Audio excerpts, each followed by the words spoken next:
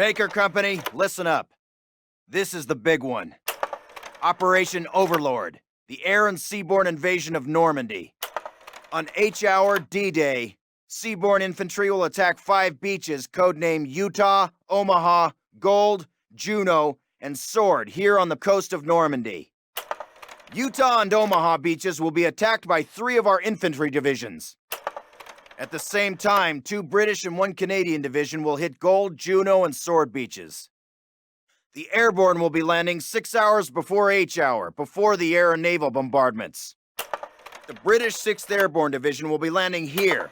At the same time, the 101st and the 82nd Airborne will be landing in these areas. The Dews River estuary here divides Utah and Omaha Beach.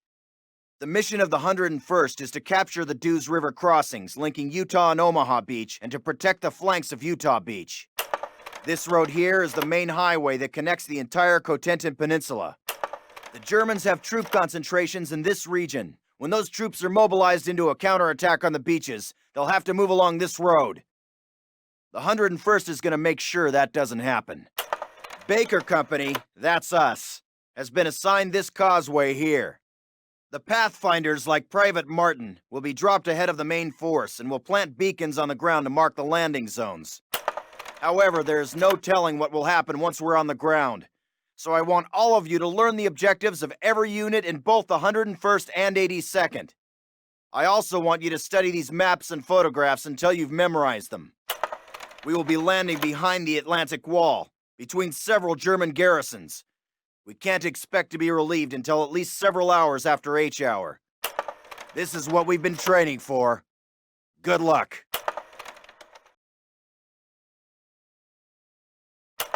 First platoon, listen up.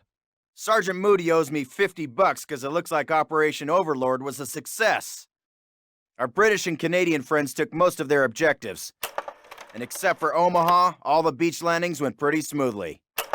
The airborne was misdropped everywhere, but the men formed mixed units and accomplished most of the airborne D-Day objectives.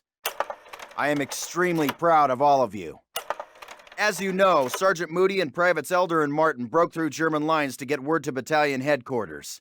If it wasn't for their success, HQ probably would not have sent the reinforcements that helped us hold St. Mary-Glise. At headquarters, Moody, Elder, and Martin were assigned to silence a German battery at Brecourt Manor and faced an entire platoon of Germans with only a handful of men. Well, it seems that someone at command noticed your actions. Our unit has been detached from the rest of the 101st so that it can be used for some special missions behind enemy lines. I suggest that you brush up on your German, gentlemen, and enjoy your R&R while you can. Gentlemen, thus far you've been training hard at Exeter for a special purpose. This special purpose, obviously, has something to do with the capturing of bridges. What I'm about to explain is top secret material.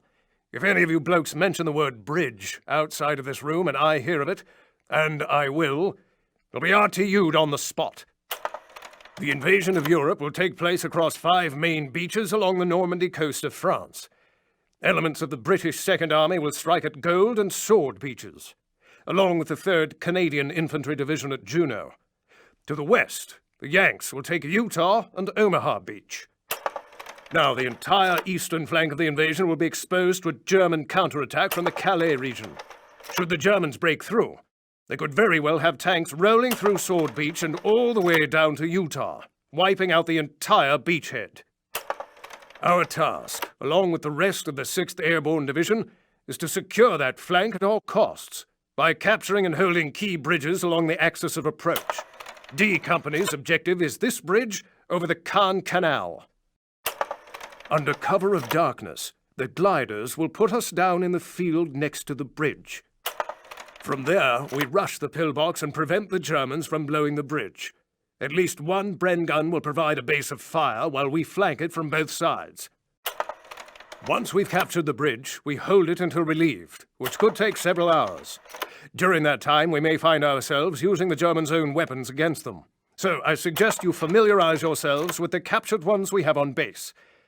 Good luck, and Godspeed. Dismissed! All right, settle down. We got new orders straight from SOE, as well as 2 new transfers from the 6th Airborne to help us carry them out. They were highly recommended for this operation as a result of their actions on D-Day. Captain Price, Sergeant Evans, welcome to 3 Troop. Now, let's get down to business. These are the locations of the major hydroelectric dams in the Ruhr industrial region of Germany. Their main purpose is to provide electrical power to the factories and cities throughout the area. Last year, a clever fellow by the name of Dr. Barnes Wallace created an odd sort of bomb that was specially designed to breach these dams.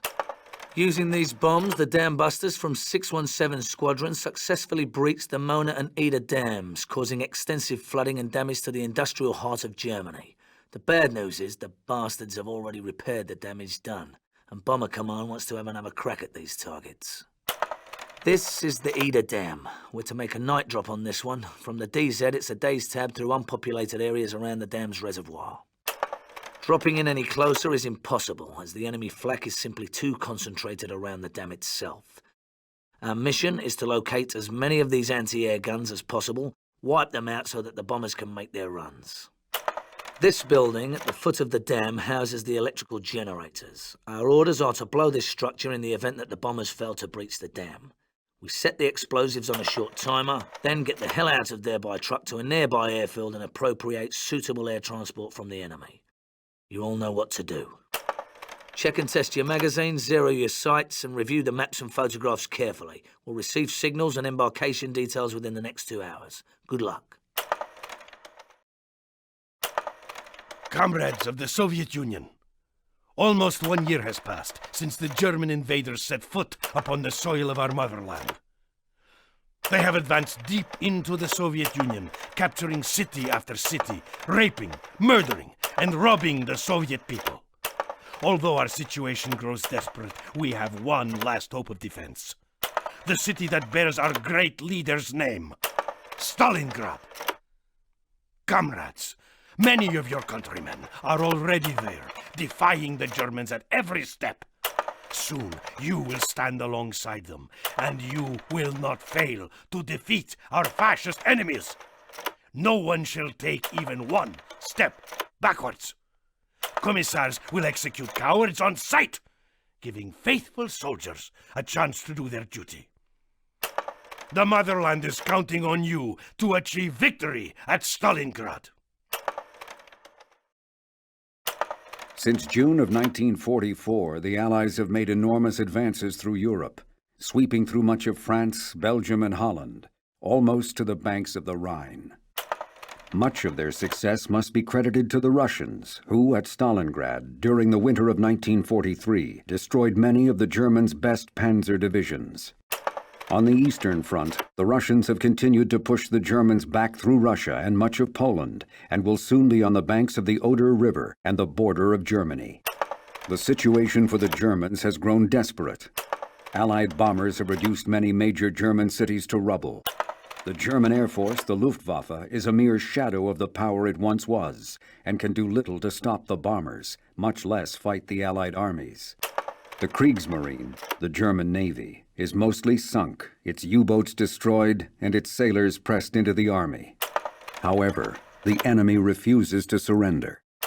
Unable to stop the Allied advance, Hitler has turned to vengeance weapons, the V-1, and now the V-2 rockets.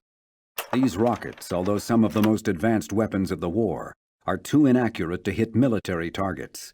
Instead, they are being used to terrorize London. Mother, a few days ago, we waved the flag of the motherland over the top of the Reichstag in Berlin. The war, at last, seems to be coming to an end.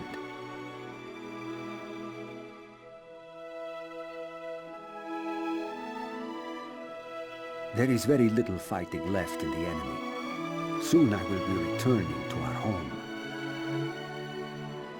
There are German prisoners of war everywhere. Today, I crossed the Elbe River in Germany and shook hands with an American soldier. Although I could not understand anything he said, I felt this man was my brother. And I think he felt the same.